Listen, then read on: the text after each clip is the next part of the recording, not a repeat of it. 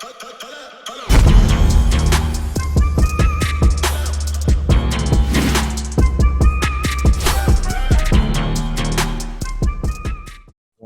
boom. Okay. What is going on, y'all? Welcome back to SteveBussaGS. I'm joined by my man. Please introduce yourself, my guy. Hey, what's going on, man? Steve, it's a pleasure to have you. So thank you for having me. My name is Teeto Ceemos. In case you're watching this for the first time, I'm the best pensmith, lyricist, rapper that you probably don't know. Talk your shit, gang. And if you already know, you know what I'm going, bro. Bro, I want to just thank you before we get into this, taking the time to do this with me. I am a fan. And I said something to you off camera that I want to say publicly. All right. So, like, for those of you who know the history, I got introduced to Teeto Ceemos. He snatched away an MVP on a cipher for, I believe, what was that? The Hennessy cipher that we did that one? Yeah. So I had him as my MVP. I was hooked on his style from the get-go. I was like, all right, look, this dude come off. He got the rah shit that I like. You already know that that's what we're here for, right? I tapped in while prepping for this interview. I decided to go and dig into the crates and listen to some of the previous albums that he put out.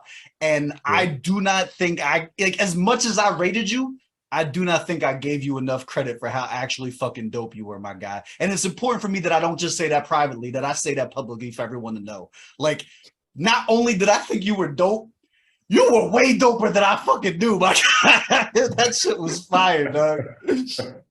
So if you guys are catching this, please make sure you, like, when you see these artists come up here and they take the time to really, like, pull the curtains back and let us dig into who they are, their character, their pen and shit like that, go in the crates, dog, because it's not just the new shit that's fire. It's the shit that's been sitting there that just didn't get to shine for whatever reason.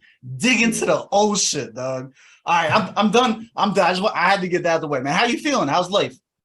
I'm good, man. Life is blessed, man. You know, I'm beautiful. Like, I can complain, but I won't. I know that's like, right. Yeah, but you know, we're just here to focus on the positive and just, you know, neglect the negative and keep shit moving against all odds, no matter what. That's and dope. I mean, shout out to you, like, listening on that Hennessy cipher. I've always wanted to say that, but I mean, we never really talked about it. Now, the reality is, if you listen to that cipher closely, when it came out, I mean, there was a lot of noise around it, but I was pissed because my verse wasn't mixed.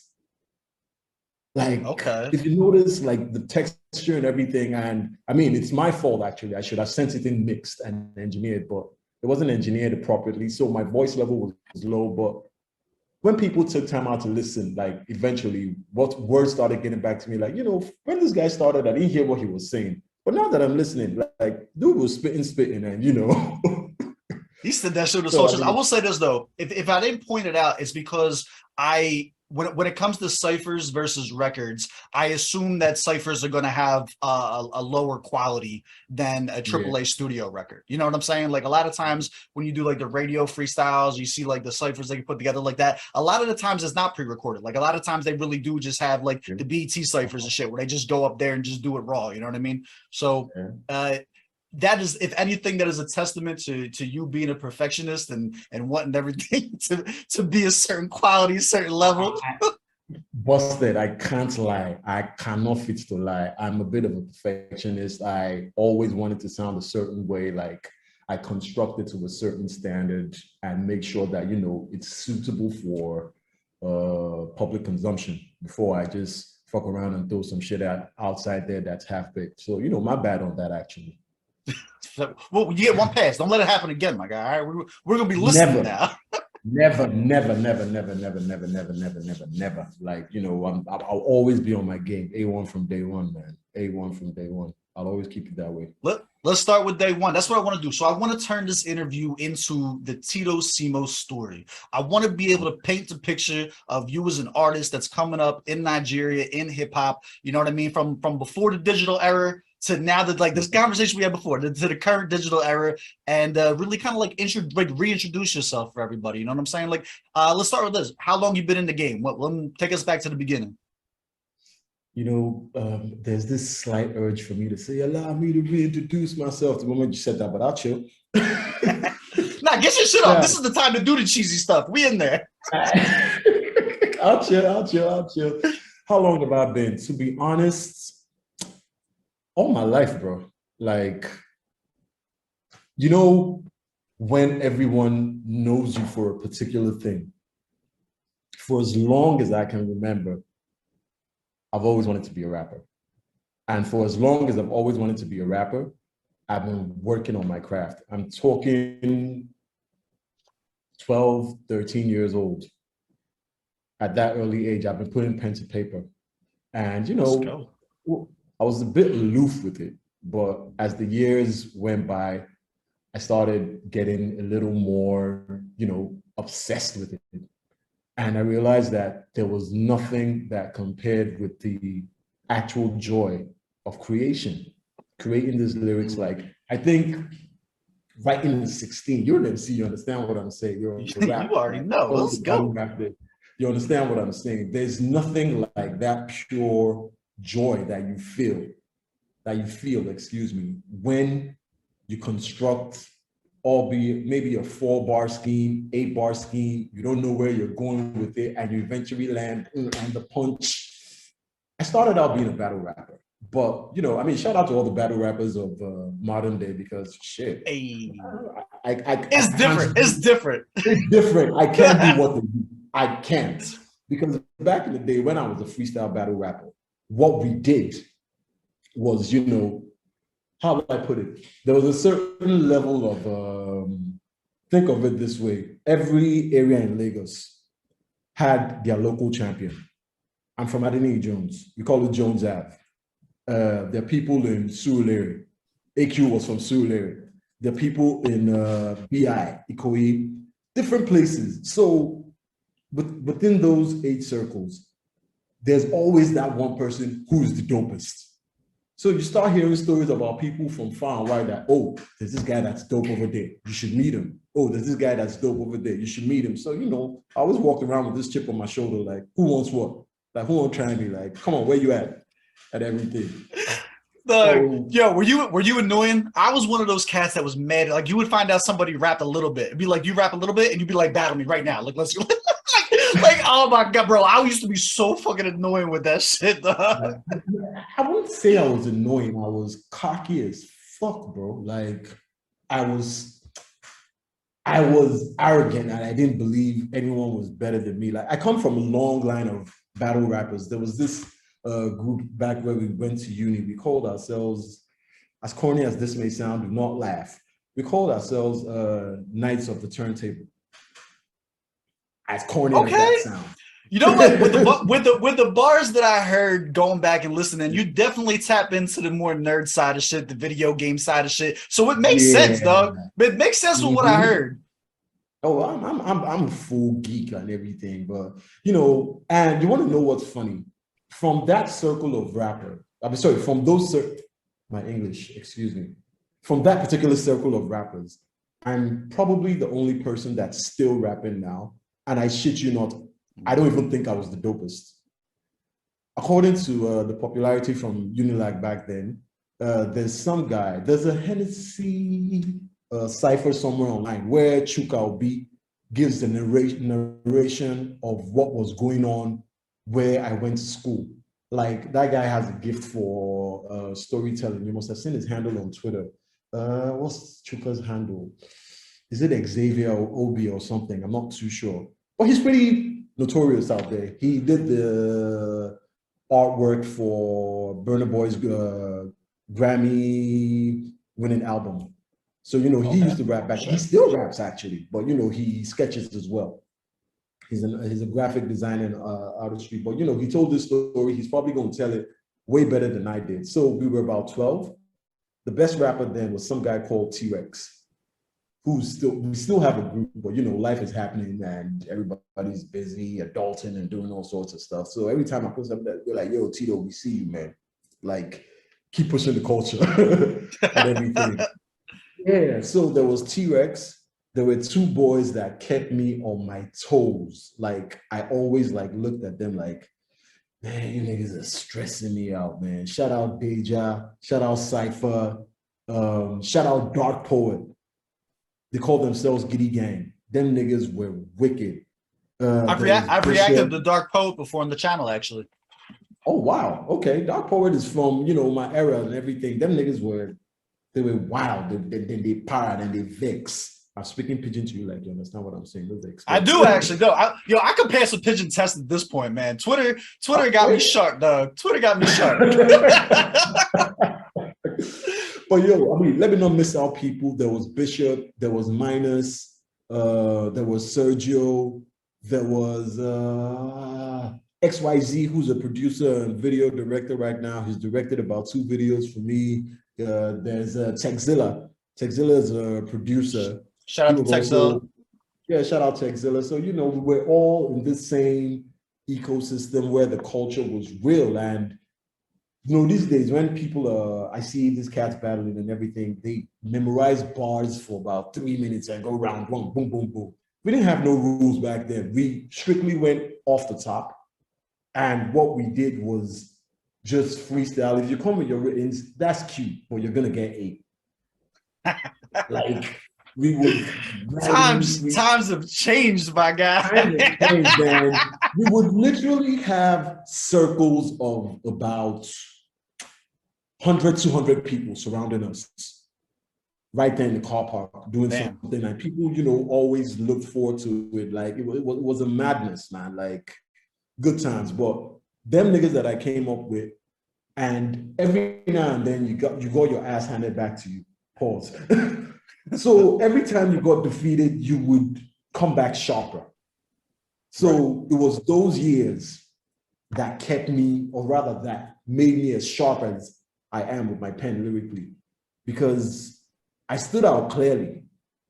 Apparently, I was supposed to be top 2 or top 3, but there were niggas I wouldn't fuck with on my best day. That I'll be like, yo, the way this guy works, I don't want to be left alone with him and everything. But those years really molded me. And I mean, if you've listened to this whole, I got a couple questions. I don't want to braze over this. You just gave me a lot of questions. They gave me a lot of stuff to work with right there. First things first, huge shout out to Texel. One of the things I love about him is not just his work and his craft, but he puts out excellent hip hop takes. Like if you follow his feed and like the regular communications and stuff that he has, like I always respect just his takes on shit in hip hop. Like just recently he was like, he spoke up on the whole disrespecting the legends and shit like that and stuff like that. Like he's always on the right side of the conversation anytime I see him speak up. So huge shout out to him for that. Yeah, shout out to Techzilla, man. Now I don't know if you know, but Techzilla is from a super group called Straight Butter. No, I did not know that. Like that Straight Butter, I mean, consider this a random hip hop orientation from the late 2000s, mid 2000s. Let's go. Straight Butter consisted of Techzilla, R-Cube, Enigma. R-Cube and Enigma are brothers. Called XYZ, Deck the Nexus. It was like our very own Wu-Tang, if you get what I'm saying. Let's go. And these were hip-hop purists that you did not want to fuck with, period. They were all, I'm forgetting Mr. Ray.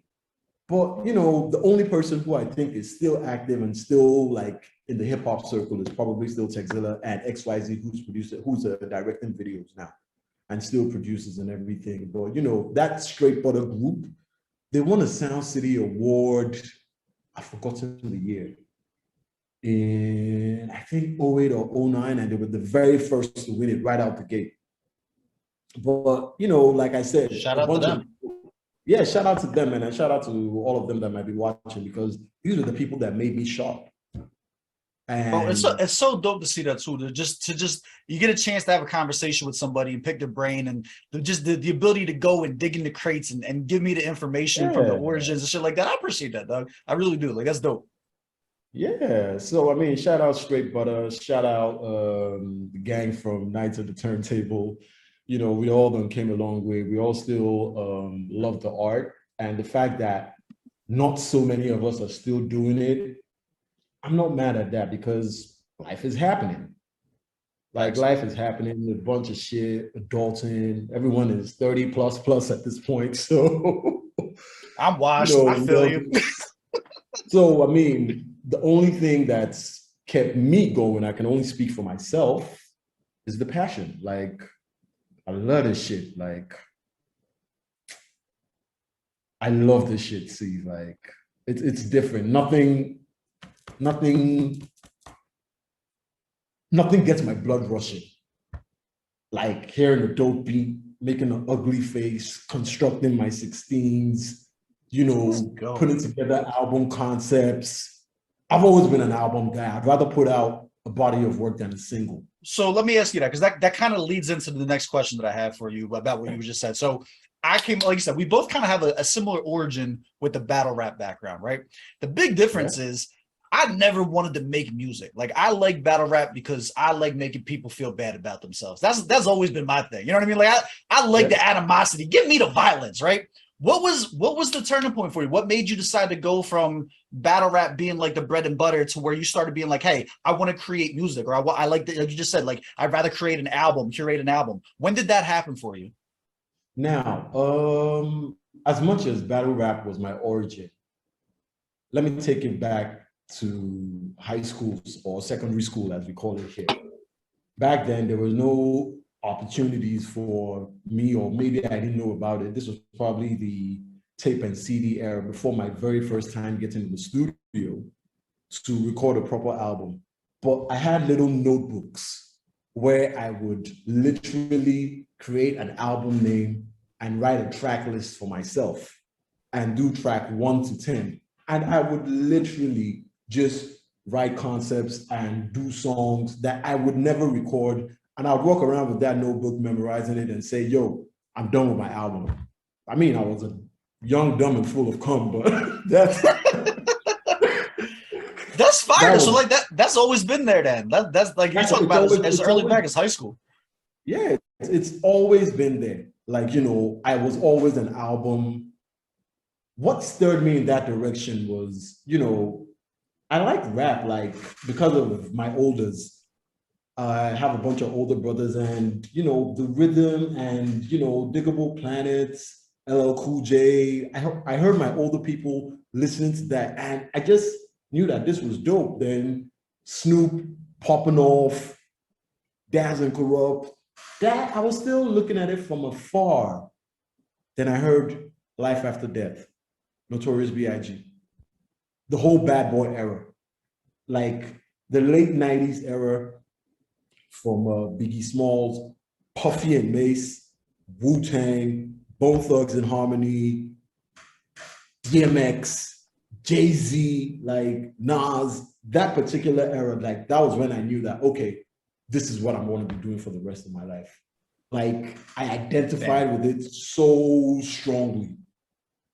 What would you say? Who would you say was like, if you had to like model your style? Like we like listening to the music, and then like the people that you listen to so much that a part of them became a piece of you was a little different, right? Who would you say influenced your style the most, or multiple people? Like where do you think that derives from?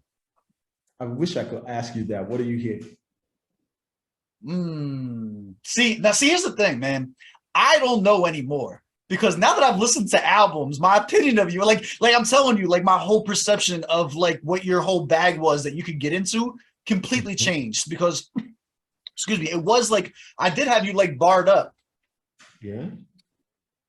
But after going into the albums, like I'm like choking. Excuse me. You're musically inclined. Hold on one second. All right, done choking. Yeah, so like after tapping in with the albums, I'm like, man, now this guy's actually musically inclined too. Like it's not just about the bars. So like, whereas originally, especially given like some of the delivery and shit like that, I probably would have put you on more of like the DMX side of things, right? Maybe even more of like the wordplay and shit like that, like the Nas side of things. But now that I've heard like the music and the albums and stuff like that, I don't feel like the song structure and like the points that I feel like you try to get across in the music, I don't really pick up on that. Like I definitely see that being more like the bad boy era, the bad boy side of things. Like I could hear the Biggie and Puff influence when it comes to like the actual music creation. You know what I'm saying? So I don't know that I could nail it down if I could say where it's like it would depend which bag you hopped in. I can definitely see influences from just a lot of the golden age of hip hop in general. Yeah. I mean, I definitely have a mental list of my goats, quote and unquote, as far as they go. And I like to think of myself as, you know, inadvertently, you just find yourself rhyming like people that inspire you at some point. So I try to rhyme like Biggie. I try to rhyme like Hove. I try to rhyme like Nas. I try to rhyme like Fabulous. I love Fabulous. Right out the gate, I love Fabulous. Fabo, let's go. Like I love Fabulous. I try to rhyme like Fabulous right out the gate. You know, I try to rhyme like Method Man and Redman. I try to rhyme like Eminem. I try to rhyme like DMX. DMX taught me how to express my pain. And you know, stuff that I might be going through when I'm in a melancholic mood. That's when I get in my bag. That's when I love to write when I'm in those moods instead of just wallowing in them, because that's how I turn a negative into a positive. So I like when I'm in that blue place, and so instantly it shifts my energy to a more positive place for me to dwell in, rather than just be like, oh man, why is this shit so fucked up? Like, why this thing be like this now? Oh my man, I'm not in the best of moods, blah blah blah. And I go straight from that to, yo, this shit fire. All right, I'm gonna put you on the spot real quick, then, right? So for a lot of the audiences that have used the interviews and everything like that, may or may not have tapped in with you at this point.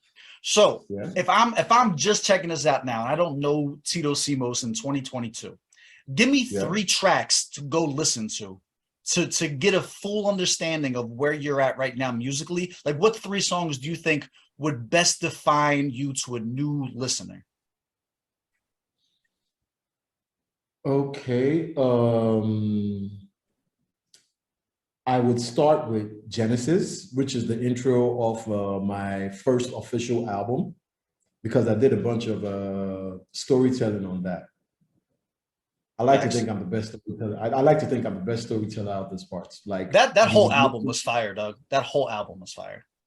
Yeah, cheers, bro. I mean, if you're listening for the first time, I've got 3 albums. Uno, dos, tres. Okon, Eji, Eta, Bia, Uku. Shit, I don't know, but I'm trying to speak different languages there. Uno, dos, tres. 3 albums. And I'd like to think they sound different. And no, I'd like to think, I definitely know I got better on each one.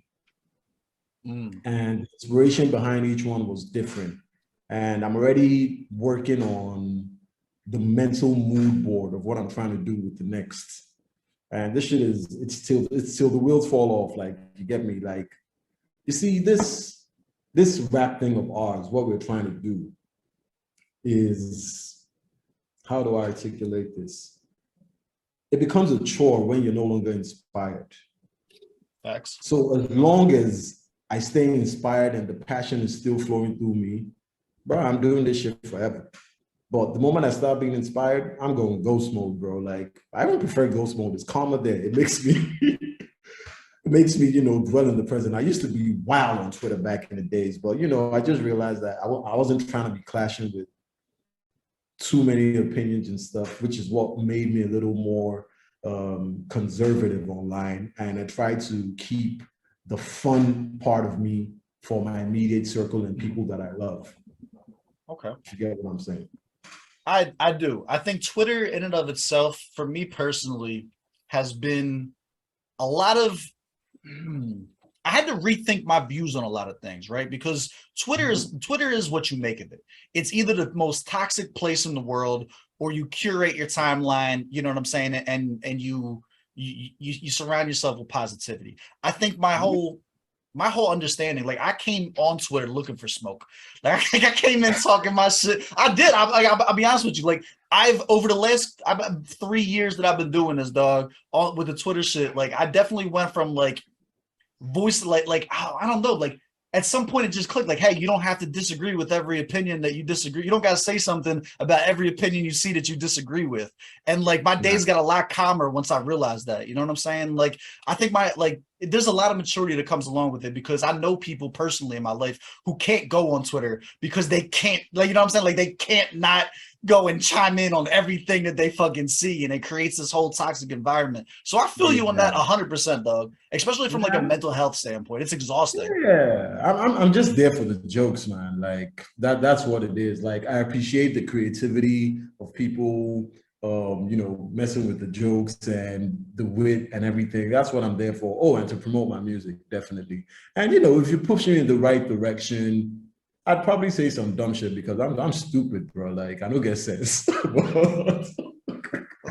I'll probably say some dumb shit if you catch me at the right time. But other than that, nah, man, I'm not really with the shits anymore like I used to be. But I was wild back in the day. But I don't know. I'm not in that space anymore. That's better. Yeah, That's better. We love to see it as a fan, though. We love to see it as the fans. Oh, you catch me occasionally. You would catch me occasionally. Occasionally, I'd always say some dumb shit. Like, I think I could be pretty stupid. I mean, people say I'm funny. I don't see it, but I just say shit as it is. But yeah, we were talking about 3 songs. I just realized I said it away from that. We got the first one. So we got Genesis for the first. For obvious reasons. I haven't thought of the second and the third yet. Well, let's do this. You did say that you got better with each album. Why don't you give us one recommendation off each project? Off each project. Okay, cool. Going to track 2, Getting Nights on Verses After Dark. It's got my girl Neola on it. I mean, you would hear the Big and Puff influence on that. It's definitely a radio record. One of mine. I actually regret not shooting a video for that. But, we live and we learn. It was track 2 right off the bat. It's the balance of the rapper that I'm trying to be, of the artist that I'm trying to be. I still want to give you bars and let you know that, okay, this dude is sick with the pen.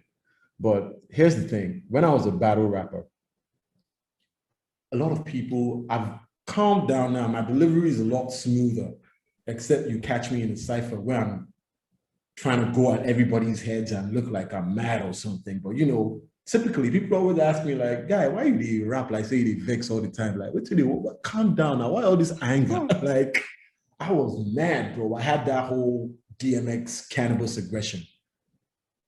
And people would look at me like, it's so conflicting. Like, you're this light-skinned, pretty dude. Why are you mad? You should be doing music for the women. You should be doing music for the ladies, that they would find you appealing. So you should do that. And telling the man he's too pretty to rap for the guys is wild. So people always tell me like, why are you mad, bro? Like, why are you always cutting people's heads off and using it to paint the wall red? Like, what's up with you? Why are you mad? Like, chill.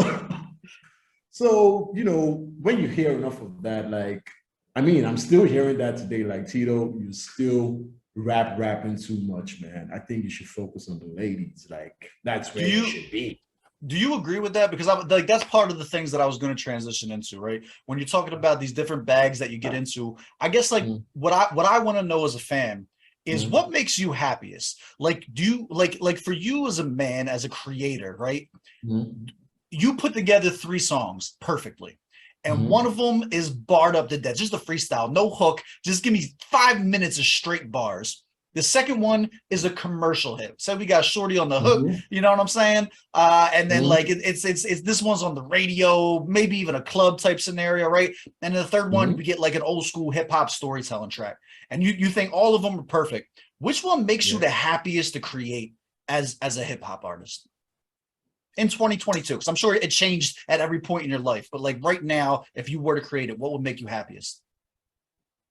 I can't categorically say one because, I mean, as a hip hopper, as a rapper, as a musician, I just do what the beats say do.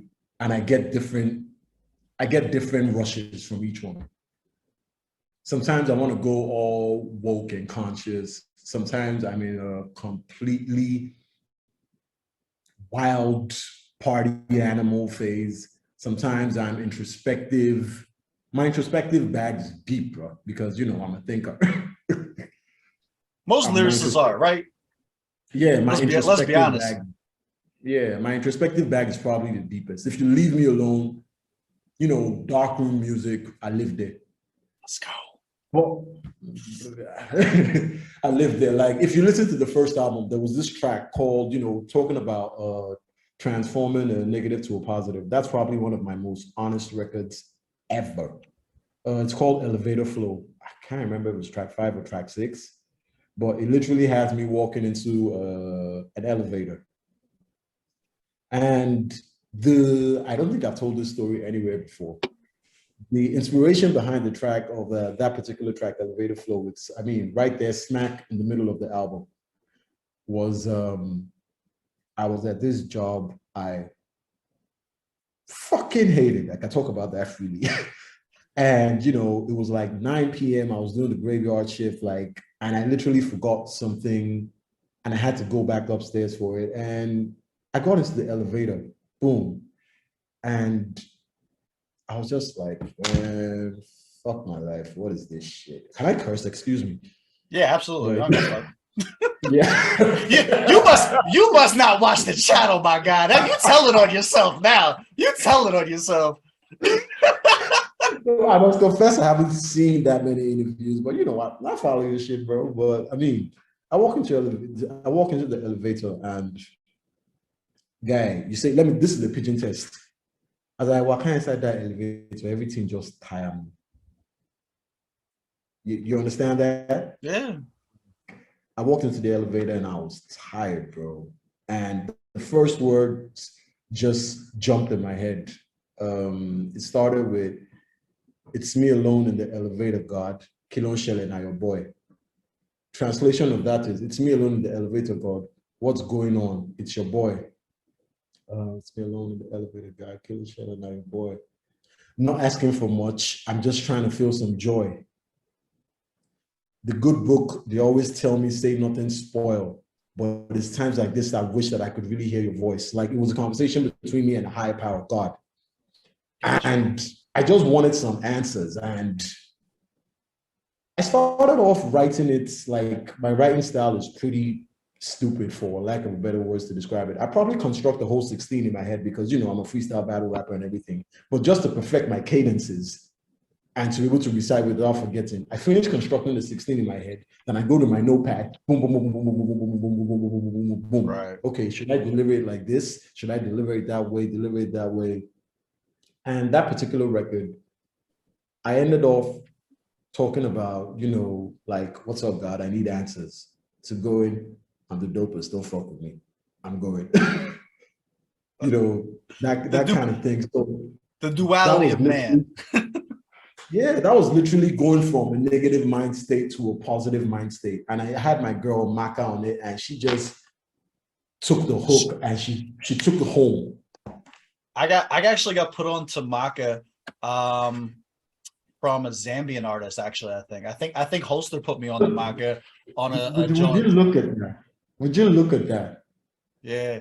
So like, and then I ended up looping around. I discovered her in Zambia, and then there's this huge cipher that this guy, I think his name Awkward's, put together that I reacted to, that had Mock on it, that had Mode 9 on it, that had Holster on it. There was a whole bunch of them I reacted to. I was like, whoa, this is fire. Hey, yo, and yo, Steve, big ups to you, man. I don't know how you tapped into this whole essence of, you know, the Nigerian culture so hard, but you know, it's dope. I love to see it. I did it because it's dope. If it wasn't dope, I wouldn't have fucking stuck around, dog. Like, I'm not here looking for average shit. You know what I'm saying? Like, we dig in and we create the family and shit like that. You start to learn the culture, then you understand the bars. You start to pick up on the slang, then you understand the indigenous stuff. Like, it's a whole series that we go through. It started off in SA, actually. You know what I'm saying? Like, I got the link from Nasty C as a recommended thing on YouTube when I was doing a reaction. I reacted on it on a whim. Didn't know who he was, didn't know nothing about it.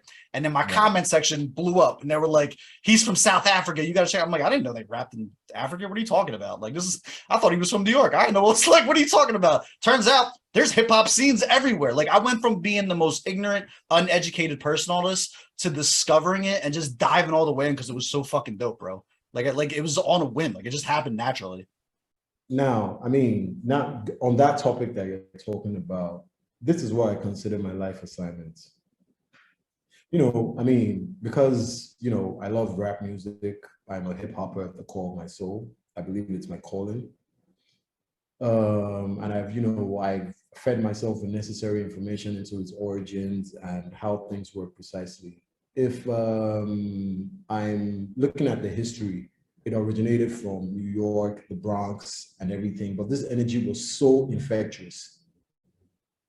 It transcended the Atlantic Ocean and got to us here. And I remember I've seen documentaries where the New York rappers from the 80s, 70s, late 90s were confused how people from the West Coast, from Cali, were rapping. And they're like, huh? The people rapping in the Bay Area, the people rapping in Cali, like, no, it's a New York thing. Like, you can't do that. That's us. And there's this narrative that people say that as a rapper doing this, you can't sell rap to the world because it's not a Nigerian African thing. You get what I'm saying? That you can't do it better than the originators. But if you're listening close enough, we're just as good, if not better. And, you know, I've got that chip on my shoulder. And what Nigeria is popular for right now is the whole Afrobeat vibe. I love it. I fuck with it. 1000, you know, Davido, Wiz, Burna. I mean, I came up with Wiz. I did a song with Wiz back in the day, but that's another story. You know, I'm cool with David. Ain't seen him in years. Never met Burna, actually. But that's what we're popular for, Afrobeats and everything. But my mission, what I will die fighting to prove, is that as big as Afrobeat can get to that level, Nigerian hip hop can get to that level as well. I agree with you. I feel like I'm qualified to speak on this at this point, having dove so much into it. I agree with you. I'm right there with you, man. I think that I have discovered talent from countries that I didn't know existed 3 years ago that I would consider to be God tier level MCs, right? That I would put and I would rank highest among whoever did whatever. And it's not just one isolated scenario. Here's how I look at this, man. Hip hop came about to be a voice of the voiceless in a time where people felt as though their struggles weren't being heard and there was no representation of what they were going through with their music, right? Before it became about who was the best, before it became about who could write better than the next person, it was about representation. It was about being able to tell their own stories, their own struggles, and not have white media tell it for them, to have the actual voice and the origins being told by the people who were going through the struggles. That sediment is not isolated to any one region in the world. They're like, struggle is not isolated to any one region in the world. And there's not one place in the world where people feel as though that their voices aren't being heard. And hip hop was literally the vessel to get those stories through and shit like that. So when I go and I tap in with like a new country or something like that, I'm not hearing New York's story from the 80s. I'm hearing their stories, right? Exactly. When I'm tapping into Nigerian hip hop, I'm hearing about the struggles of living in Nigeria. I'm not hearing a regurgitated fake, you know what I'm saying, like assembly of what they think America wants to hear. They're using it to tell their own stories. And like, bro, that's what it's all about. Like, you take it down, like, rap is just one facet of hip hop, right? You look at hip hop and all the pillars that go into it. You have fashion, you got b-boy and DJ and graffiti, you have rap, you have all the pillars, all the things, street entrepreneurship, you have everything that makes hip hop what it is. And then you have people who are living those same experiences all over the world. You would have to be ignorant as fuck to think that just because of where somebody lived, that they didn't have the ability to transcend to this make-believe tier list that you have in your head. And yo, Steve, man, like it is what it is. We'll keep going. We'll keep kicking these doors down one day at a time. It's happening right now. I see it right now, dude. Fucking, I just tweeted this out, so I don't know if you keep up with the shit. URL Summer Madness 12 just trended higher than college football in the States. Get out of here, for real. That's real shit, dog. And you look at what Nigeria is doing with battle rap right now. You look at like they're putting on the like battle rap Africa and the hip hop event with Task and MI and stuff like that. You look at how they're putting that stuff together. I know you're involved in that. Like that's got to be like they're getting to a point, bro, where they're like water is gonna break at some point, and these cats are gonna start getting checks. You know what I'm saying? Like we went from literally like I'll bet you $100 I could beat you in a battle to us here in Lux at demand 40,000 for one battle. And like that's where we're at right now. There's no way that Nigeria can't do the same thing. There's no way SA can't do the same thing. There's no way Zambia can't do the same thing. It's just you got to put the fucking work in. You have to put the infrastructure in, and it takes a little bit of luck. You know what I'm saying? Connections, like it takes a lot. I'm not gonna say it don't, but like yeah, it takes a bit of luck. It takes a lot of work, and I don't know. It just takes consistency because I mean, only the strong will continue. That's the honest truth. Like the moment if you're not cut out for this shit, if you're not cut out for this shit, the moments where you feel small, discomfort like this, you're dipping. But so only the strong will continue. And I mean, for those of us that have taken it as an assignment, we'll keep going and everything. Facts, dog. How do you feel? I'm gonna ask you a couple of questions about this, right? Yeah. What would you say is your place in Nigerian hip hop right now? Before I get to that, I didn't finish the third song. I like to answer questions. Right. Off the Culture of Honor album, it was when you were talking about how people express their frustrations and what they're dealing with and what they use to liberate themselves. There's a song I have on the Culture of Honor album with Bigfoot that just came out. It's called Get Money. I haven't rapped like that in a while. Like, you know, typically I try to make sure I'm playing the rules, making the music friendly, but that one, I just got in and I just rapped. Just rap, but Let's you know, go.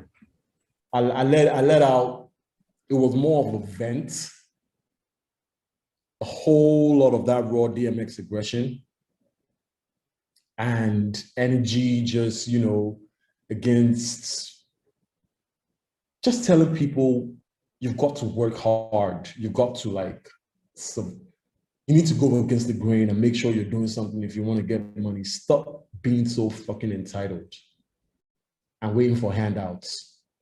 Let's you go. Get what I'm saying? Absolutely. Like, you know, yeah. So that's, if there are 3 songs, Genesis, Getting Nights, Get Money. I think that would pretty much give you a good. We're going to make sure that gets put in the comment section too. Make sure you tell them the video. Make sure you drop that in the comment section. So I'll pin your comment and everything like that so people can tap in with that real easy. All right. Okay. Yeah. I mean, 3 songs, listen to the 3 albums and everything. And, you know, fuck with me. You get it. Like, sorry, I don't want to toot my own horn, but Steve, I'm dope. Like this is your chance, dog. This is your opportunity. It don't do you no good to be modest right now. No one's checking in for modesty, dog. Talk your shit. Like I'm fucking dope, bro. Like I sabi pass. I'm dope, bro. Like, you know, sniff. Like I'm dope. Like that's the thing. Like 3 albums, going on my 4th, penmanship, bars, honesty, transparency as what it is, all bars, no gimmicks. Get it, tap in. Like, I don't think you listen to the 2nd and the 3rd either. Listen, like, in the way that it's set up, tap in, bro. Like, we got some new reactions coming out for the channel too. So you guys make sure you go check out for that too. I think we got at least 2 of them that are already lined up already on the list to get in. One was the most recent one that you sent me. And then I think AQ. Who was it with? AQ. Yeah. All right. Cool. So that's the one with AQ. Also, fun story. I talked about how everyone gains a certain level of notoriety and everything, and you hear that there's this dope person here and there's this person there. So there's a friend of mine, mutual friend of ours, between me and AQ, his name is Speech. He used to rap as well. And it's like, there was this label back then that I was trying to get off the ground, and AQ was the front runner. And he was also under the label. And he's like, Teeto, you're dope, but I like you to battle this guy. His name is AQ. I'm like, what's an AQ? It sounds like toothpaste, like Aquafresh, or what's that? Like, or something. So I pull up to AQ studio, and we must have battled for about like 2 hours or something. It was ridiculous. We just kept going and going and going and going and going. AQ will probably tell you that he won, but I don't think so, because I remember vividly the thing coming to an end, because he came into the battle with writtens, and every round I kept going at him off the top. And I'm like, okay, you're spitting all this. Why don't you go with something with my name on it? And I think at that point in time, that was when we just like, okay, everyone was tired. Like, yeah, you guys have had a pretty good one. There's some other battle. Jesus, sorry. Allow me to chip this in. One of the other crazy battles I've had in my lifetime was, apart from T-Rex, who haunted me for years, and Danger and Cypher. You've listened to Paper Coleone's album? Yeah, I fuck with Paper. That's my guy. Yeah. There's this dude that he featured called Ghetto P. Me and Ghetto, that track was fire. Yeah, Ghetto was on my mixtape and with Sound City that I did, that I talked about in the Genesis track that year. Ghetto is easily one of the deadliest battle rapper I've ever faced in my life. I believe from his delivery on that track, like they didn't put out a music track. they put out a fucking bar fest, dog.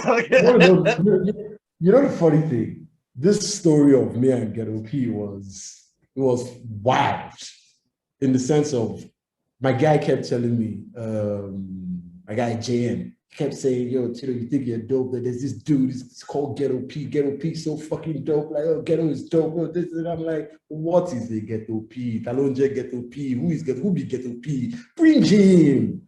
So they literally posted with this guy. And this guy's like, hey, Teeto, now, I don't know, say that you. I don't know, say that you did now. Good to see you. Hey, boom. At the moment, we gave each other dabs. It was out the way. Let's get to it. Let's go, baby. Let's go. Let's get to it. Like, and it was the kind of thing where you would freestyle. I still remember this one line I threw at him that I said, I run these blocks like I'm trying to lose weight. Like, I remember that part in particular. But the craziest part about it was everyone in the area was gathered watching us battle, and rain started falling. Myself and Ghetto got into the car. I was in the driver's seat and he was in the shotgun seat, or either way around, I can't remember precisely. And while that rain was falling, just so the battle could go on, I shit you not, heavy rain, people stood around the car while rain was falling, beating them, and just like, okay, who's gonna win this battle? That was another battle that was left undecided. So, shout out Ghetto P, man. Like, I don't know what was wrong with me, man. Back in the day, I was just steadily looking for battles, and that was my way of showing, I'm the greatest. That's good, yo. These are the stories that need to be put in stone. You know what I'm saying? Like this, I'm so glad that you're telling these, dog. These are the ones that need to be on video so that we can know the history and stuff like that. Like, that's fire, dog. Like, and there's so many cats that are going through that phase right now. So that's what I think about, right? Because you got these cats that are hungry right now. Especially in Nigeria, you got a lot of these young bulls right now who are hungry, dog. And they're gonna be coming up and they're gonna be like having a chance. Like, we didn't have the camera phones and shit like that when we was coming up. So all we got is the stories and shit. You know what I'm saying? But like, motherfuckers are recording everything nowadays, man. Bro, I'm jealous. Funny story. That's how I met Ghost. Like, okay, they were already probably busy at that point in time. Like, it's when I listened to the old Showdown records, I realized that, wait, y'all were already doing this back then? Like, shit. Like, that's how I met Ghost. Like, I have this friend who I went to camp with. His name is Ray. We call him Ray Braun. And he's like, Teeto, I'd like you to battle this dude. His name is Ghost. I'm like, I know only one Ghost, and that's Styles P, man. Like, who's Ghost? Who wants some smoke and everything? Like, yo, I just want to point this out. I gotta cut you up. Your friends don't care about you. I just want you to know that. So like, you done told me 3 battles they lined you up with, and it was fucking AQ, Ghetto P, and Go. Like, your friends do not give a fuck about you, my guy. Hey, but guess what? I didn't let my friends down. Let's go. Talk that shit, baby. I didn't let my friends down. Like, they know what I'm working with, and it's like, you're a heavyweight. I know another heavyweight. Let's get this shit popping. You want to see the best go against the best. So why the fuck not? Like, I got pedigree, bro. Like, so, Ray kept trying to set me and Ghost up and everything. And, we met a couple times, but for some reason, that battle never happened. Okay. And I kept telling Ray, yo, where's your boy? Where's your boy? Where's your boy? Where's your boy? He's just like, man, I don't know what's going on. And eventually, me and Ghost met. I'm like, yo, what's up? I heard you want something. He's like, ah. And, I had just come off this random story. This was, I don't even know the year, 09. This is the wildest story I've ever, like, when they say fate just places you in the right place at the right time for certain things that are supposed to be part of your history. There's this music station from South Africa. They shut down now. It's called Channel O, and Sprite. Channel O is not shut. Channel O is not shut down. Channel O is still a thing. I was Channel on Channel O. I was on Channel O last year, baby. Okay, my bad. But they used to be on DSTV, and they had this whole campaign about, we're shutting down the office thing. So I don't know, I missed it after that. Got you. There was a Channel O Sprite thing that happened in 08, 09. I really can't remember. Please forgive me. There was a Channel O Sprite thing, and there was a scene in the Lagos underground scene. There were places where this is the time that myself, MI, Vector, a bunch of other cats were just coming onto the scene. There was this thing that took place at the British Council called WAPI. So we would go there, freestyle battle. There was also some other shit that took place at Tarua. It's not too far off, around the corner. So, but there was this buzzing underground scene back then, before, we came out and stuff like that. So I was at WAPI, and I don't know if you heard of a producer called Kraft. No.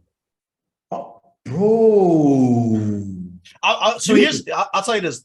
Shout out to Bigfoot. Shout out to Bigfoot, right? He's actually one of my newer guys that I got put onto that I really fuck with his production. Between him and Alpha, Texas, I'm getting familiar with the names now. One of my biggest blind spots historically, Doug. I'm not too sure if Kraft has put out anything recently. Kraft, please forgive me if you have. I've missed it, but recently, I'm saying past 2-3 years or something. But Kraft produced a bunch of Mode 9 albums from a couple years ago. And Mode 9, right? Mode 9 just messaged me today, actually. Just hit my DMs today and said he was fucking with everything that I'm doing. Okay. So if you ask who your favorite rappers, who the GOAT is, we all tell you Mode 9. Right. So I'm aware.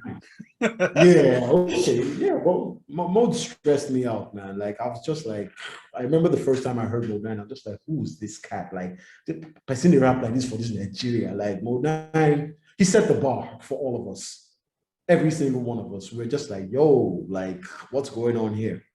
And everything. I identified more with the tribesmen, but Mode 9 kept that. You've heard of the tribesmen? I'm not sure. I might have, but not that I could give you a factoid off the top of my head with. Now I'm bringing you to more of, what's this, how will I call it? The more, should I say no, I don't want to use the word commercial, more balanced rap, fun side of stuff that I try to do. Because, I try to emulate the Tribesmen. Tribesmen consists of KB, LD, and freestyle. Okay, so I've done he was on the it's called like the One Narrow remix or something like that they did.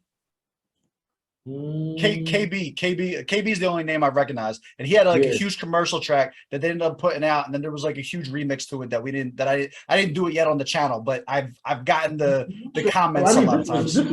this was before the internet age, you get me, but a bunch of three dope Gotcha. spitters that got radio play and were popular in Nigerian pop culture. Gotcha. So, like I really wanted to be like them, and they could spit. When I try to do those radio records, that's when you hear stuff like, you hear people like Fowls the Bad Guy, you ask them like, what are you trying to do? And I saw some shit where he talked about, the tribesmen and stuff like that. They were dope. They had the party records and shit like that. They were dope. They. Excuse me. But yeah, I was talking about crafts. Craft is super, like he's super, excuse me. He's an amazing producer. Him and Bigfoot are friends. I met two of them at about the same time. And I was at the Wappy thing. And what happened at Wappy? I just went there for, the same old bullshits. Talk up and down, talk rap left, do this and that, etc. Yada yada. And Craft walks up to me and he's like, Teeto, did you hear of the Channel O Sprite thing that's going on down the road? I'm like, what's that?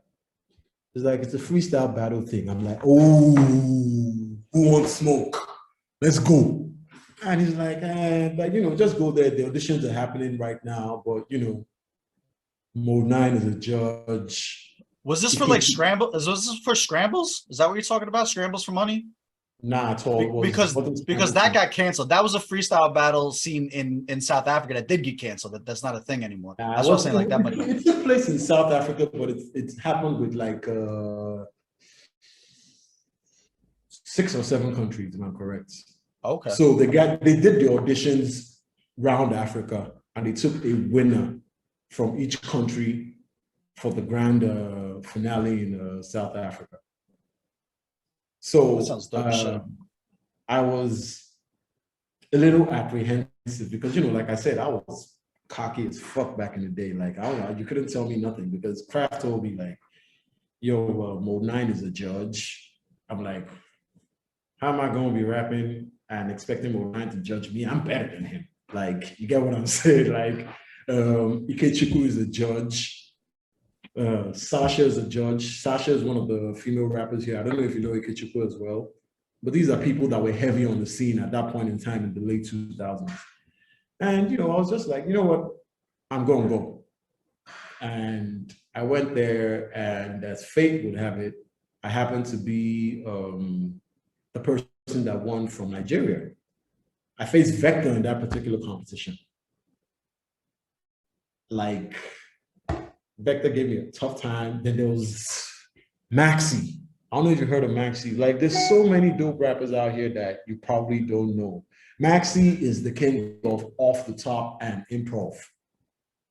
Gotcha. So I happened to win for Nigeria, and before I know what's happening, I'm seeing mics and cameras in my face. I'm like, yo, what's going on here and everything? And we went to South Africa for the whole thing. So there was a Nigerian representative, which was me. There was a Ghanaian representative. Shout out to my man, Stefan. What rap name was he going by then? Yeah. J-Town. He called himself J-Town. There was Young D from Angola. There was Big Mike from Kenya. Rest in peace. I heard he passed away. There was Snazzy the Tater from South Africa. There was, I forgot the Tanzanian dude's name. There was someone from Tanzania. There's one more country I'm forgetting. There was 7 of us. Sierra Leone. Forgive me, man. Like it's been a while, but that was a little coincidentally. I'm only in touch with the person that represented Ghana. His name is Stefan Menson. He's in Dubai right now, and he has a podcast thing that he's doing. I'm not sure if he's still rapping, but myself, the Ghanaian and the Angolan dude, we established a friendship when we went for the competition. I ended up being the second runner-up. I knocked the Ghanaian dude out because Nigeria would always kick Ghana's ass. We have this silent jollof. Comments are gonna love this. No, Nigeria and Ghana, we have this everlasting rivalry. Like, we're next door neighbors right there and everything. I kicked his ass, and somehow, somewhere, I don't understand how the battle was set up. He ended up getting to the finals while I didn't. So I ended up being the second runner-up. So the South African dude, for obvious reasons, won the competition. So it was South Africa, Ghana, Nigeria, and that was. Do you remember the guy's name from SA? Snaz the Dictator. Okay. I remember calling him Snaz the Dictator. I mean, if it's right there, you got to take it. If it's right there, you got to take it. I remember saying that, but it was. If you listen to the intro in Genesis, I talked about it. Okay, I'll take another listen back. I'm telling you that shit was dope. That whole shit. Yeah, I talked about it. That's one of my finest storytelling moments. I talked about it and everything, but where I went there, I can't remember what the prize money was. I think it was 10K USD. I really can't remember. It was $10,000 or something. I honestly can't remember. But it was supposed to, I've been rapping all my life. So the way the team be, Steve, I was just like, this is my moment. I have arrived. I'm trying to be Jay-Z. This is gonna launch me this is gonna catapult me to the next level. You get what I'm saying? And I ended up being a runner-up. And I was just like, fuck my life. Like, my whole country was watching.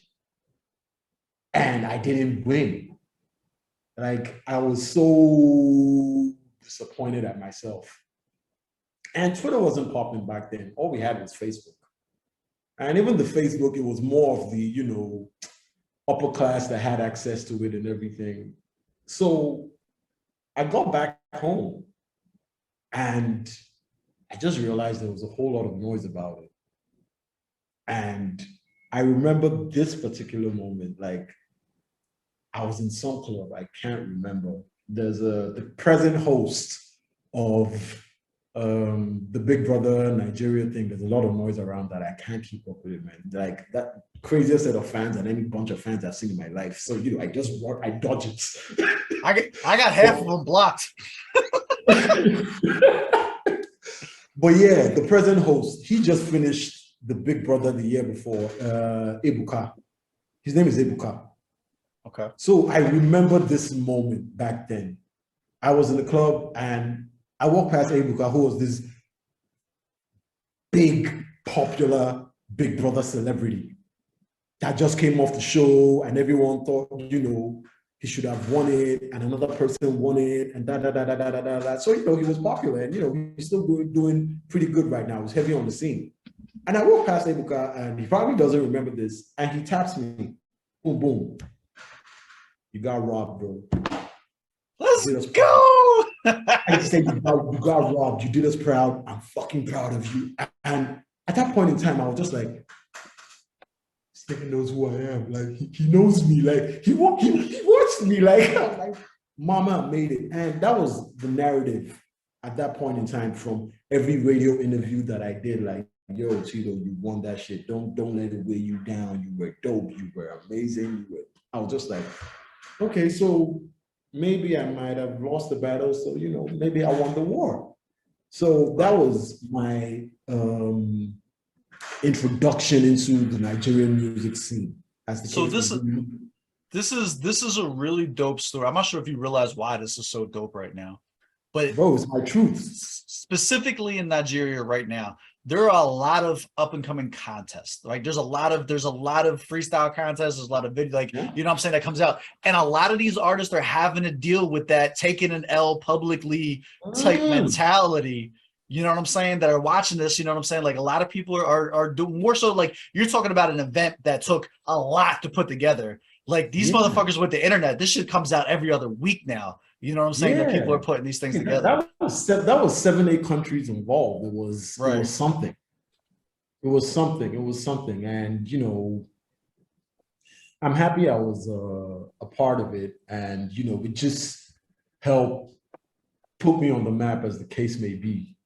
And till now, I'm aware I have like I'm a very self-aware person, and I know that to gain internet fame or whatever it is, you need some level of gimmicks or what's the word? Controversy to sell yourself. When it comes to that, bro, I'm boring. Like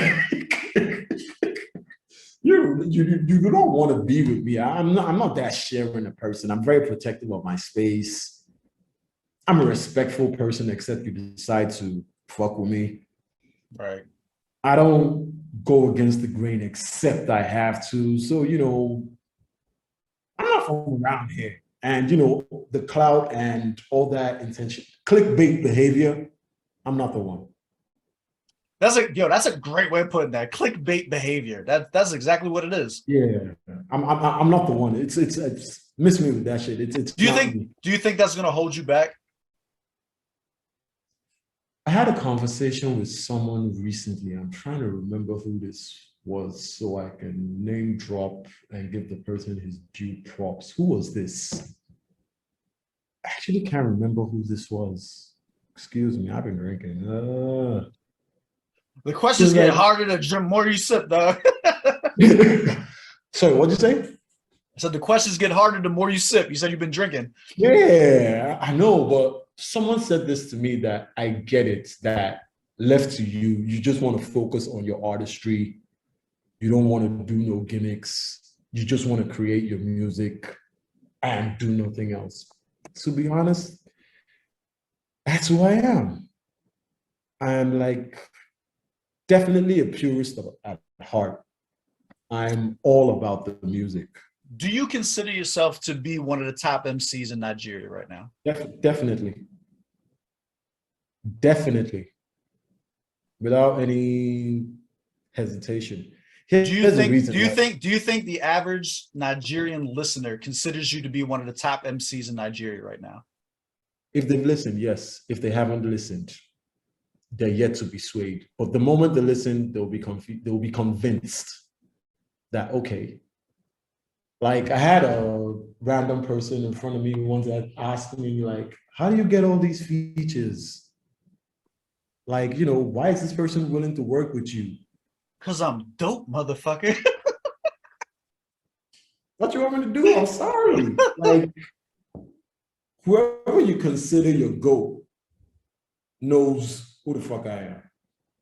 Talk They your know what I shit. bring to they know what I bring to the table. They understand my pedigree. They wouldn't want to mess with me on my worst day.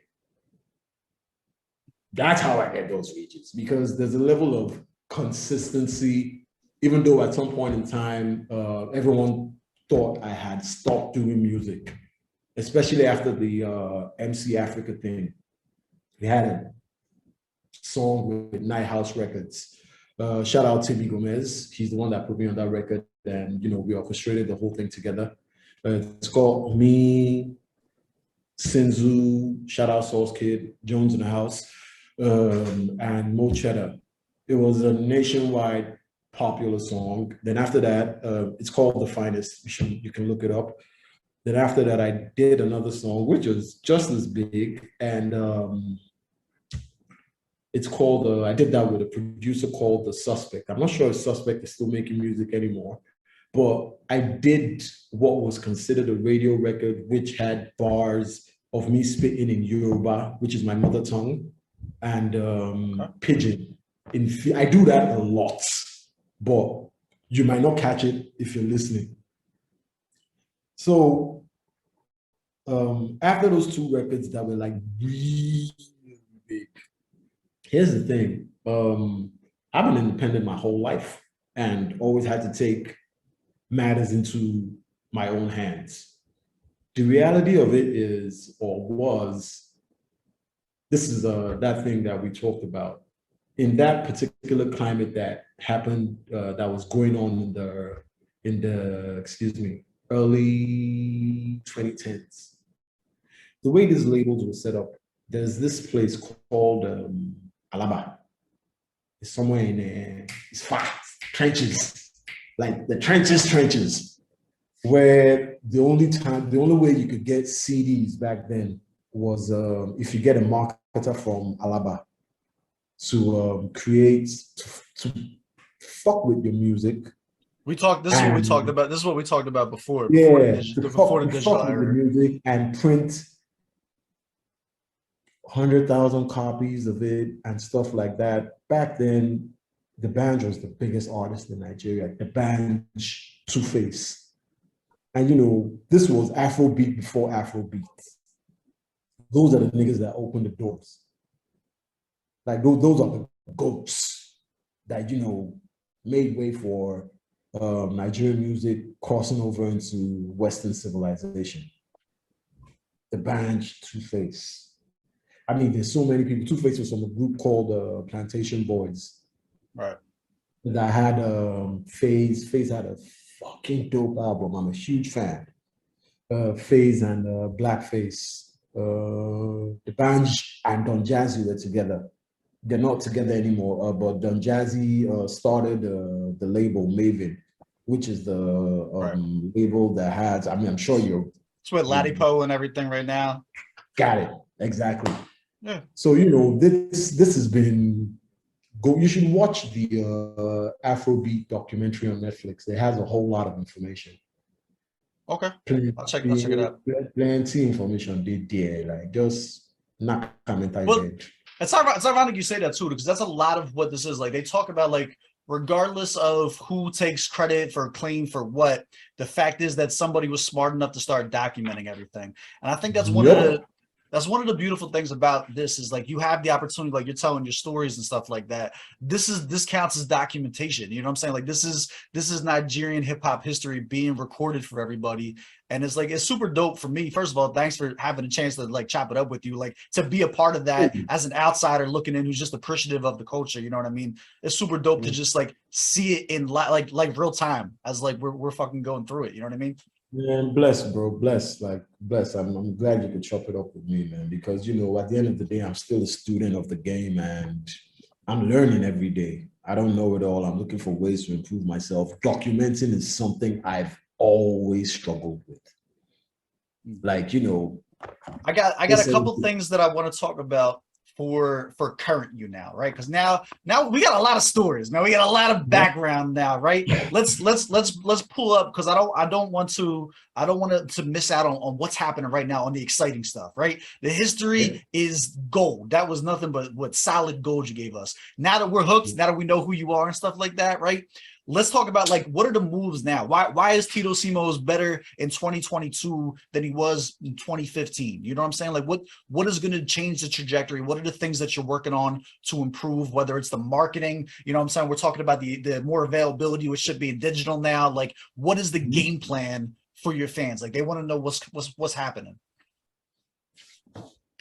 Why I'm improving, still doing music, if I could say so myself, is as confident as I am, I'm also humble to the fact that I still have a lot to learn. I allow myself to evolve. I'm a sponge. I soak in, I don't listen to that much hip hop anymore. Like, quite frankly, the only time I find myself listening to bars is when I'm in the gym. Like, if you get into my car or you're in my house, you probably hear house music or R&B music the most, or some random house. I love house music. I love pop. Like, you'd be like, You know, my wife said something to me the other day. She was like, I don't understand. Like, you sound like you were a heartbroken white girl in your past life with the type of music that you listen to. Which I might be. Ain't nothing wrong with that. Look, we all got feelings, dog. You know what I'm saying? We need somebody to tell our stories. But you know, I love them records where, you know, I love a lot of house dubstep. You know, some shit that you hear at a random club in Ibiza. So is like a lot of times I feel like the music that we're listening to obviously is a product of our surroundings. Do you think like is this just a product of not being in the trenches anymore, that like softer life means softer music? You don't relate necessarily to the harder stuff, or have you always had a taste for it? Not necessarily. You see, here's the thing. If you work at a coffee shop, I don't think you would drink so much coffee. If that makes any sense. No, I get you. I follow. I've listened to way too much rap for my own good. Like, seriously, like I spent the better half of my teenage, early adult life. I didn't watch TV. All I did was listen to rap albums back to back and imagine videos for each song if I hadn't seen it. So I overdid it at some point. I'm a Wu-Tang boy, Bad Boy, Def Jam, Eminem, everything. Like, I consumed a little too much of it. I'm still doing it. I listen to every album that comes out every week. Be it pop, be it rap, be it R&B. I listen to everything. What's the last album you listened to? Shout them out. I listened to the Children Camp album yesterday. That was dope. The Palm Wine joint. This is about to be my first palm wine experience. This will be my first time. They all told me not to do it. They told me not to do it. They had me on the fucking Clone Wars Johns. You know what I'm saying? They had me on the. I can understand why they would say you shouldn't do it. I can understand it. But you know, that was. Have I listened to anything else since then? No, I haven't. But I listened to what's fucking me up right now. I discovered this dude. I mean, I heard some shit before. I think I heard a previous album. I wasn't really hot on it. It's American rap. I think it's from LA. What's his name? Oh, Simba. Simba is a fucking problem, my guy. Simba is a fucking monster. He is.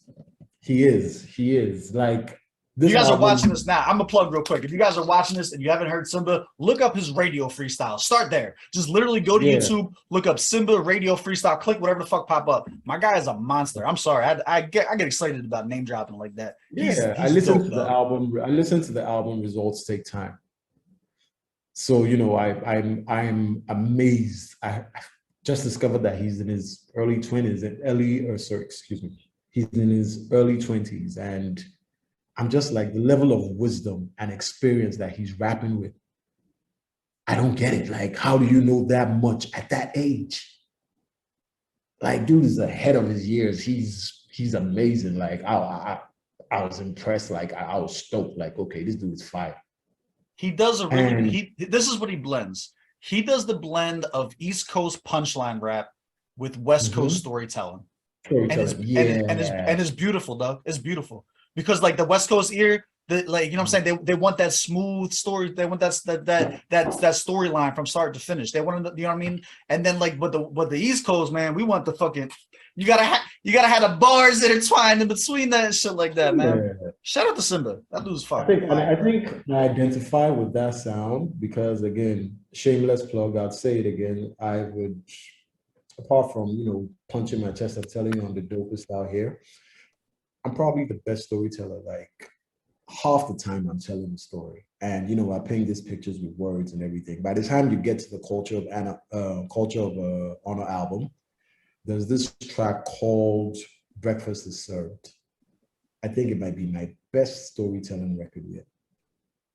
It's, you know, like, a lot of people were buzzing about it when the album dropped and everything. That it's literally a story from beginning to end. Like, it's it's dope. But you know, I take a lot of pride in storytelling, and you know, that whole punchline thing, which is why I probably identified with Simba's sound a lot. Yeah. Storytelling, punchlines, you know, that G Unit Lloyd Banks, bro, that was. I mean, I knew that as soon as you said that you was trying to sound like Fab. Like, come on, like, Yeah. like that was a lot of people's first taste of like really just a pure puncher. You know what I'm saying? So like, Yeah. bro, like that's the shit we came up I've on. always been a puncher. Always. Same. Always. That's I my just shit, try dog. to, yeah, I've always been a puncher. It's beautiful. The build up, the schemes. What are you working on right now? You said you got a fourth album that you're working on. What's the vision for I it? haven't started yet. Now, here's the Okay. thing. This is October. Culture of Honor came out July, August, September. 3 months ago. I just dropped an album 3 months ago, bro.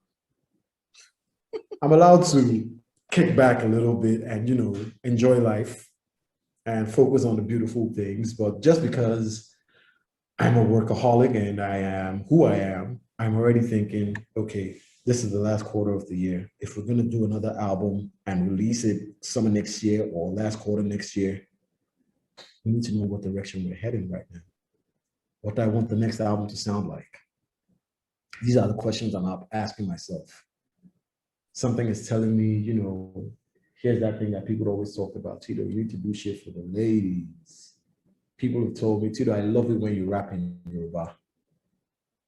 But, you know, predominantly because of my influences, I rap in English, but half the time I'm talking in Yoruba, English, Pidgin, which is what I've somewhat made my style about that as I'm switching, rapping. If you listen close enough on albums, you realize I switched to Yoruba effortlessly. I switched to Pidgin effortlessly.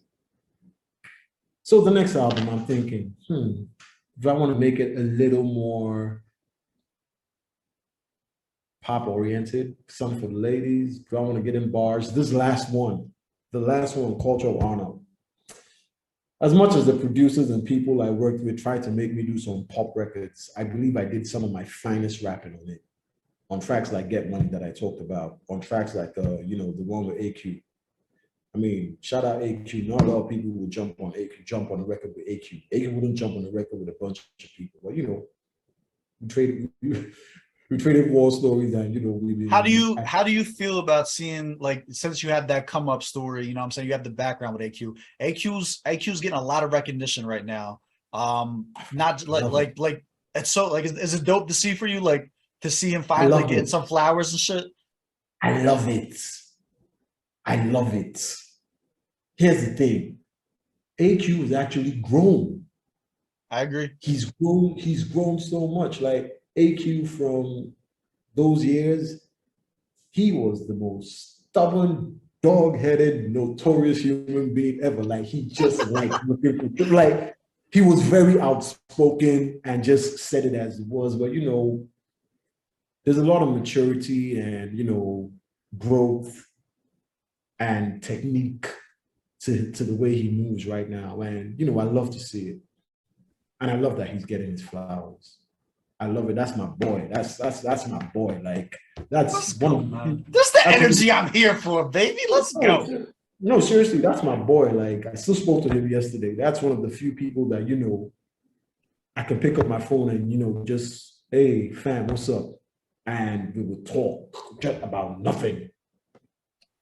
See, I like AQ for, like we talked about with you with the things that are popping right now and the future that I see for hip hop specifically in Nigeria. And you look like AQ doing the stuff with the Connect Head that's like really trying to make it as easy as possible for like startup artists to go and get all the resources and assets that they need and shit. Dog, it's so dope to see. It's so and then when a guy like that wins and starts getting flowers and shit, dog, like everybody wins. Like you know what I'm saying? Like that's fire.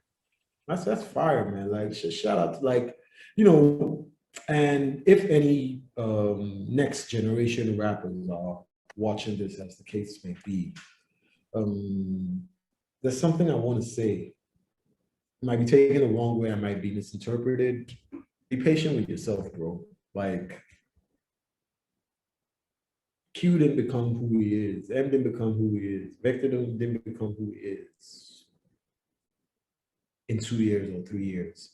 The sport that you've chosen to participate in, MC wizardry, being a pen man, being a rapper, this shit takes years, my nigga.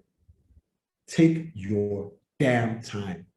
Don't be so eager to put yourself out there. The best work happens when no one is watching. If you get what I'm saying, like, you know, take time to perfect your crafts before you put yourself out there for public consumption, as the case may be. I don't know what the that part's getting clipped. That was beautiful. This is, yeah, that was the moment. That's what we was looking for. Was that right there, dog? No, because it's real. And like, we live in such a time of instant gratification. And like, yeah, that's the word I was looking for. Everybody wants this instant, like, you know, yo, I just posted this shit on my Instagram. Bro, I made AQ in 05. Yo, like, put the timeline together for him, dog. Everyone thinks overnight success, man. Ain't no such thing as an overnight success, dog. Ain't no such thing, dog. We were children when we were like, and you know, when we were doing the video for Till the Wheels Fall Off, we were having this conversation, and you know, I had to agree with it. It was just like, Teeto, we're not rapping anymore. Right now, we're making music. We're just following the rules that when it comes to bars, actual penmanship, you know, the shit we were doing back then when we were spitting, we've done the best of it. This right now, it's superficial. Who said this? And I have to, like, what we're doing right now, it's dumbed down. Who said this to you? AQ said this to me. He's full of shit. He's full of shit. He is writing better than he ever has. I tap into the music. I reacted to it. My man is not dumbed down shit. I'm telling you, Steve, the finest rapping when we were hungry, before boys became men, our finest bars never made it on wax. I believe that. You know, like, there was this, it's probably on SoundCloud somewhere. There was a mixtape spree I went on sometime in 2017, 2018. I was just rapping on popular Afrobeat records and doing shit. And there was something I said that I feel like might be one of my dopest one-liners ever. Like, I'm trying to remember the build-up. I said, sorry, excuse me, I'm thinking. I don't want it with these kids like it's my day off. I'm at the bar kicking it with spirits like a seance. Like, what I said, I was like, yo, stop the beat, stop the beat. I'm like, guy, did you hear that?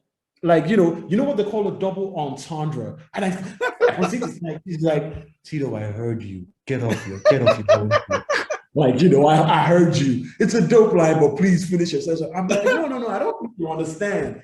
I said, I'm at the bar kicking it with spirits like a seance. You get what I'm saying? Like, that's what I'm saying, that the finest rapping was, I think I'm past it right now. Right now, we're trying to make music.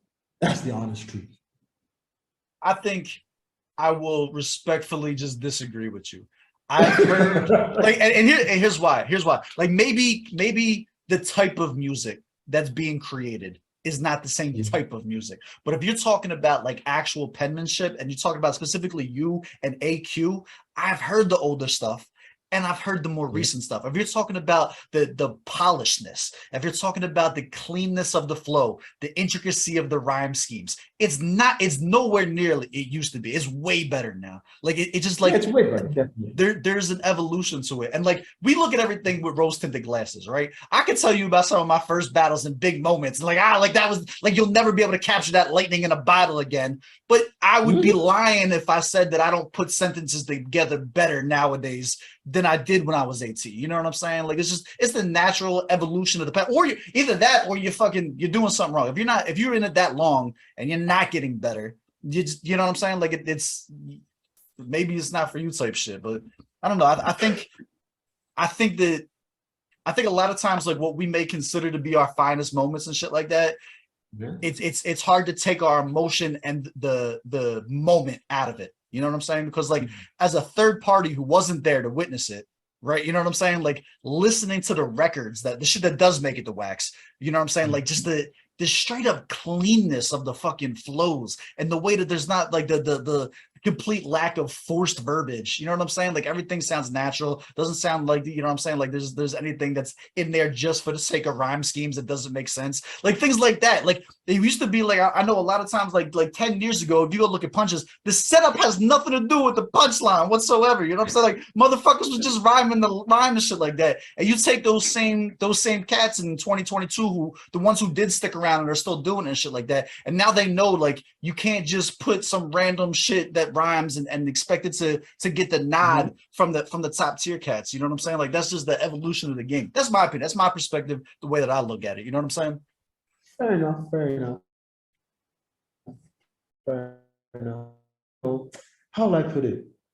It's like I'm trying to remember. There was an analogy someone used that, I mean, okay, you're not a sports head per se, but someone said, everyone can play like basketball, but not everyone can be in a slam dunk contest.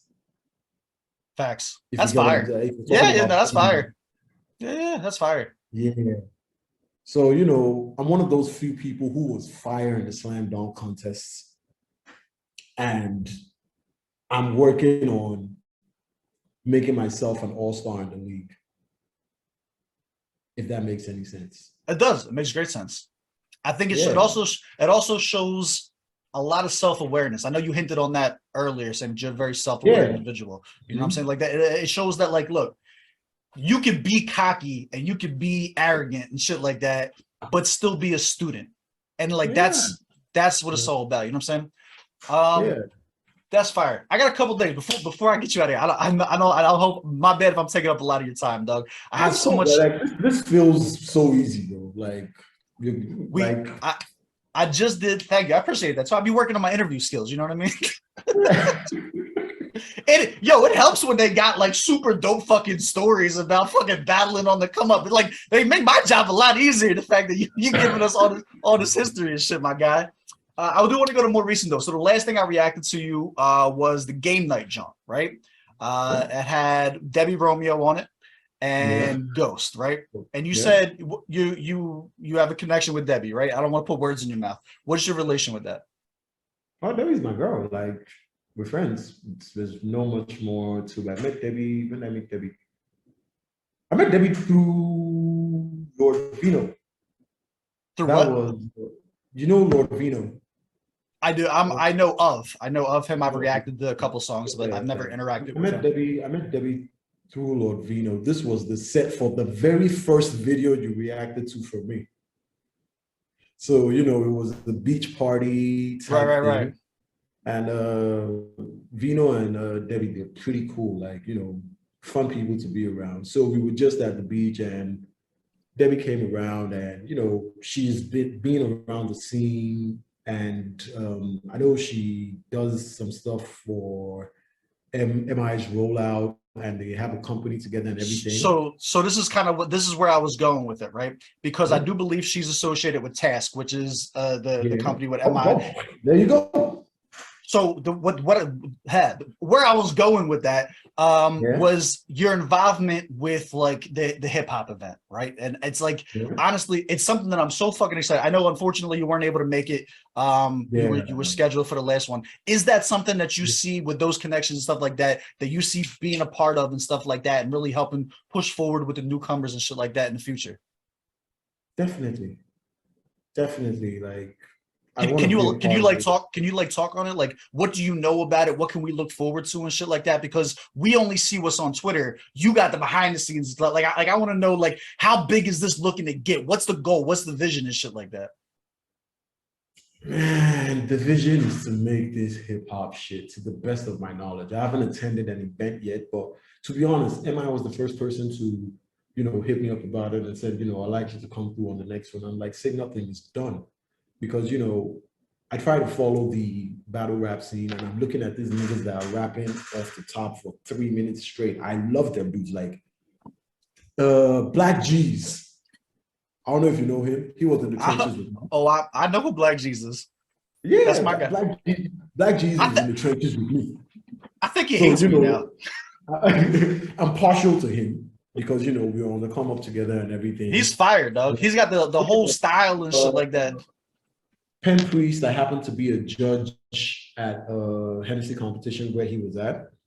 I like Pen Priest because he's a geek. I identify with him in that regard.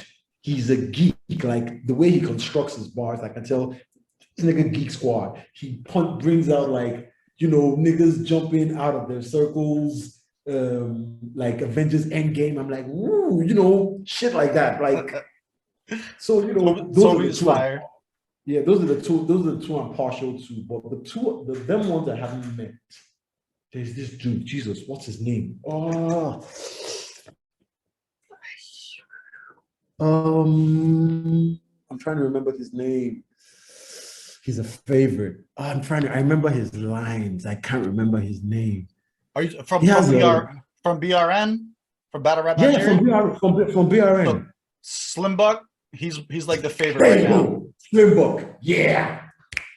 I tapped in, baby. Just come to me. I got you. Slim Buck, I fuck with dude. Like Slim Buck, if you're watching, like I fuck with dude because like dude, that guy didn't fix. Like dude is insane. Like the very first battle I watched, I can't even remember who he faced or something, but he talked about something like disconnecting wires, like your power was due with something, and he did the whole gesticulation thing, like he was carrying a light. I was just like, then his showmanship is top tier. I love Slim Buck. Facts. Dabu the Gemini, fire. I just reacted to him. He went to Ghana actually. He faced off against the Bull in fucking Ghana on an international jaunt. Huge shout out to him. That was fire. I had him walking away with the W on that shit too. Okay, respect. I love that. Respect. Dabu. I've never met these cats, but would you be interested? Would you be interested in like attending a card or something like that and being there for a card for it? Sorry, attending in what regard? Say that again. Like a card, like a battle card, like the day that they're going to do like the events and like seeing the battles live and shit. Definitely. Like the problem was, I mean, Black G's or Dez, I call him Dez, Black G's has invited me a couple times, and unfortunately I couldn't make it, but I would love to be there at some point. Like I said, that's particularly why I want to be part of the whole hip hop Nigeria, hip hop event thing. I want to be there. Like, there's nothing like being in the middle of a battle. But I thought you were asking me if I want to battle one of the niggas. I was gonna be like, Steve.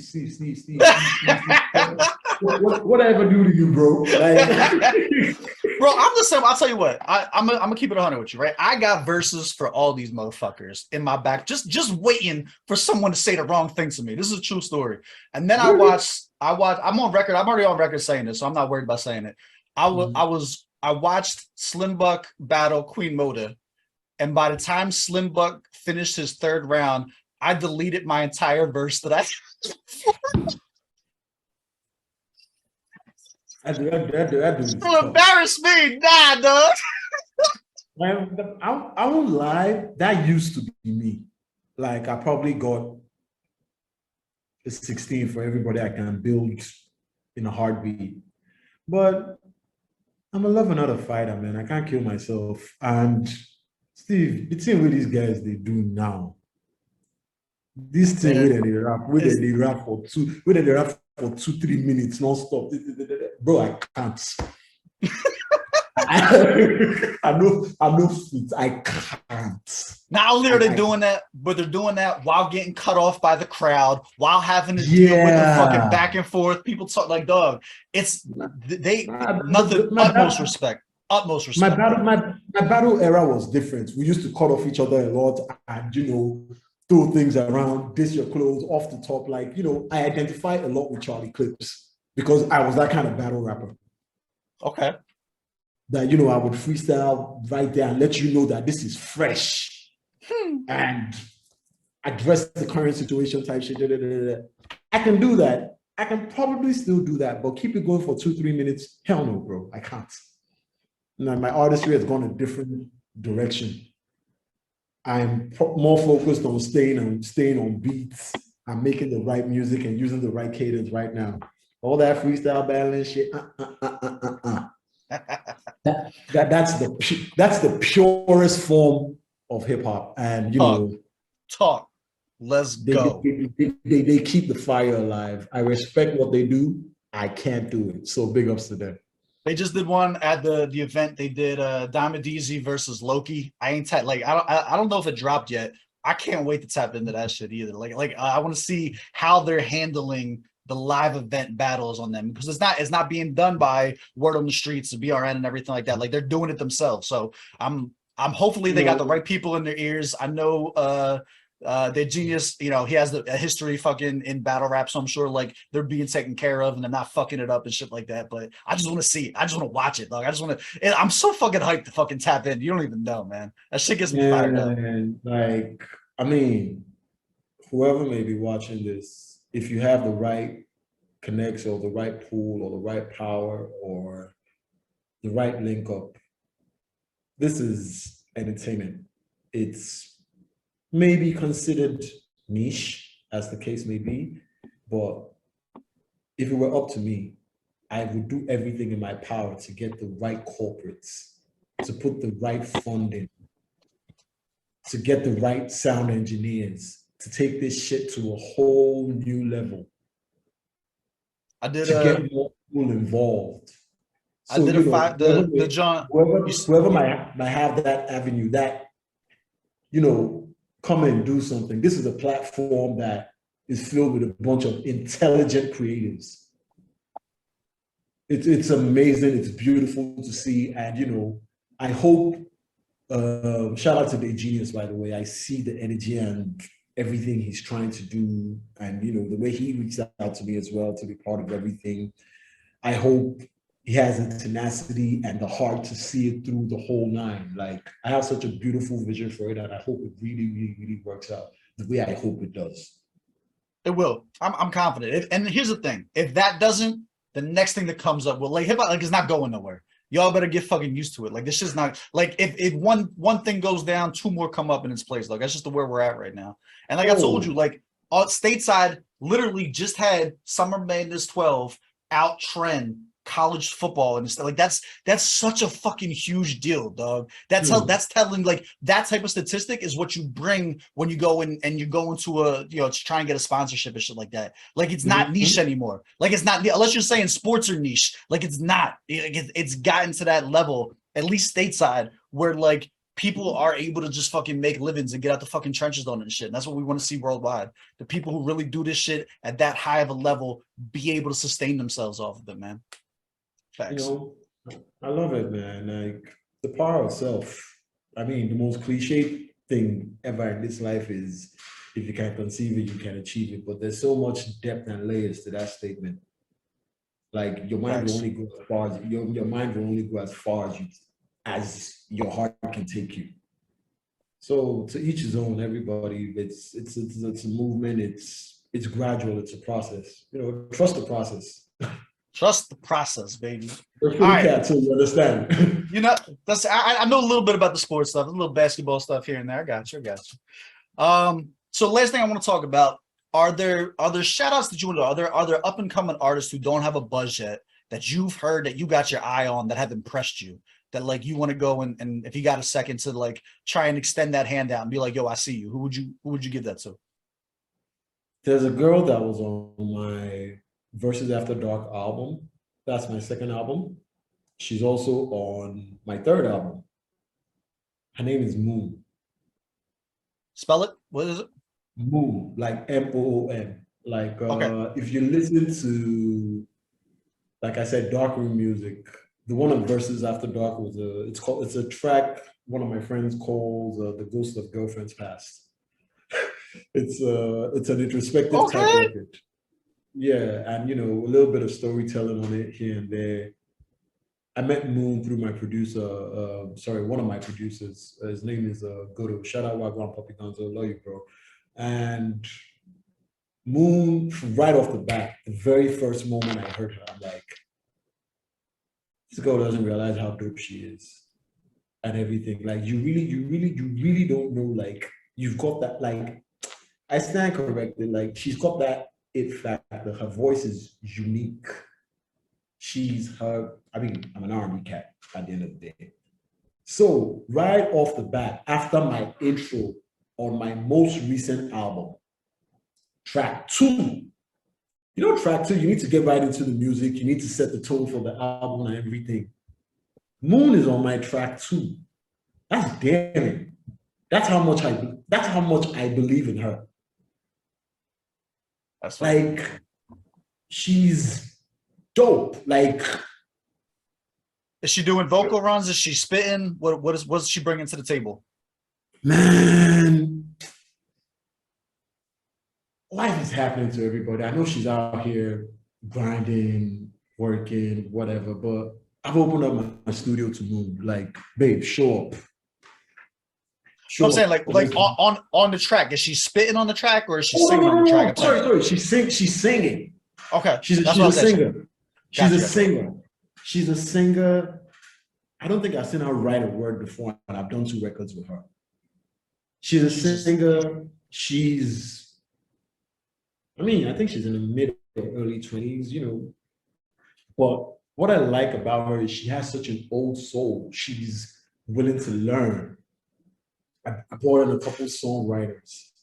I brought in one of my favorite engineers who mixed and mastered my last album. Shout out XO. XO used to be a choir master. And you know, most people when they're in their element like that, nobody wants to tell, you know, they don't want to pay attention to people telling them, sing it on this note, sing it on that note, sing it on this note, sing it on that note. But you know, I got a vocal coach here, coaching her and telling me, yo, Teeto, where'd you find this babe? Like, she's special.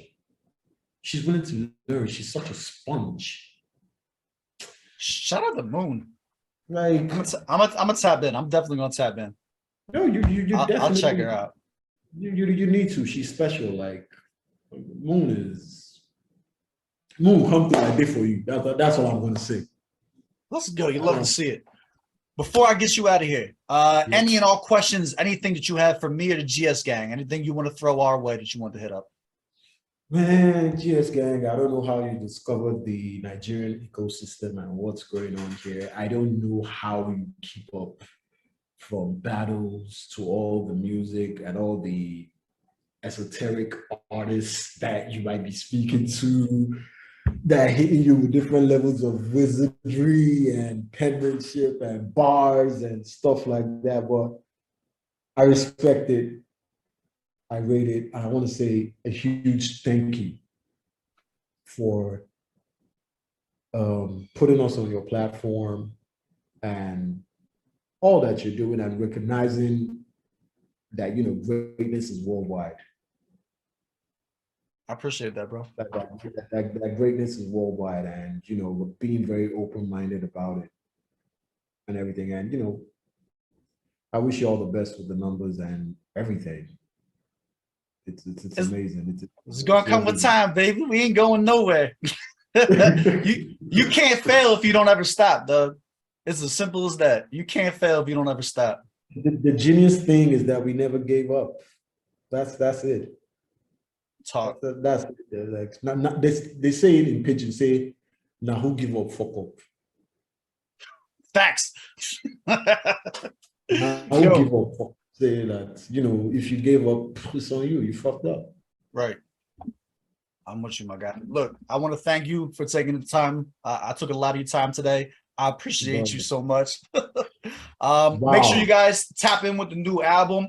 Make sure you guys follow my guy on all of the socials. I'm sure he's going to be perusing the comments and stuff. If you have any questions or anything like that, make sure you show some love. Give my guys flowers down in the comments below. Make sure you comment those 3 songs that you want everyone to check out. I'll make sure it gets pinned when he comments it, so that they're available for you guys to tap in with. As always, y'all, I love y'all. I appreciate y'all. I will catch y'all on the next one. Let's go. Love, man. Big ups.